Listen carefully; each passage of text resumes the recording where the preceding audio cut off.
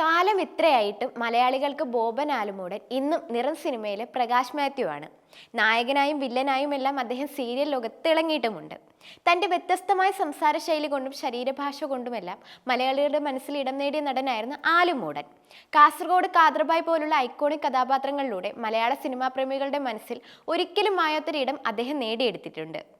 1992 അപ്രതീക്ഷിതമായി അദ്ദേഹം മരണപ്പെടുന്നത്. അഭിനയിച്ചു കൊണ്ടിരിക്കെയായിരുന്നു മരണം സംഭവിക്കുന്നത്. ആലുമൂടന്റെ മകൻ എന്ന പരിഗണന എല്ലാ കാലത്തും കിട്ടിയിട്ടുണ്ടെന്നാണ് മകനായ ബോബൻ ആലുമൂടൻ പറയുന്നത്. കോഴിക്കോട് അദ്വൈതം എന്ന സിനിമയുടെ ഷൂട്ടിങ്ങിനിടെയാണ് അച്ചായൻ മരിക്കുന്നത്. ഒരു സീനിൽ മോഹൻലാലിന്റെ കാലിൽ വീഴുന്ന രംഗം ചിത്രീകരിക്കുകയായിരുന്നു. ഷോട്ട് തീർന്നിട്ടും അച്ചായൻ എഴുന്നേറ്റില്ല. MG സോമേട്ടനാണ് വീട്ടിൽ വിളിച്ച് വിവരം പറഞ്ഞത്. മരിക്കുമ്പോൾ അച്ചായൻ 58 വയസ്സേ ഉള്ളൂ എന്നാണ് ബോബൻ പറയുന്നത്. അഭിനയിച്ചു കൊണ്ടിരിക്കെ വീണു മരിക്കുന്നത് നടന്റെ ഭാഗ്യമെന്നൊക്കെ മറ്റുള്ളവർക്ക് ആലങ്കാരികമായി പറയാം. പക്ഷെ നടന്റെ വീട്ടുകാരെ സംബന്ധിച്ച് അതൊട്ടും സന്തോഷകരമല്ല. അവർക്കത് പിതാവിൻ്റെയോ ഭർത്താവിൻ്റെയോ എന്നേക്കുമുള്ള ഇല്ലാതാകലാണെന്നും അദ്ദേഹം ചൂണ്ടിക്കാണിക്കുന്നു.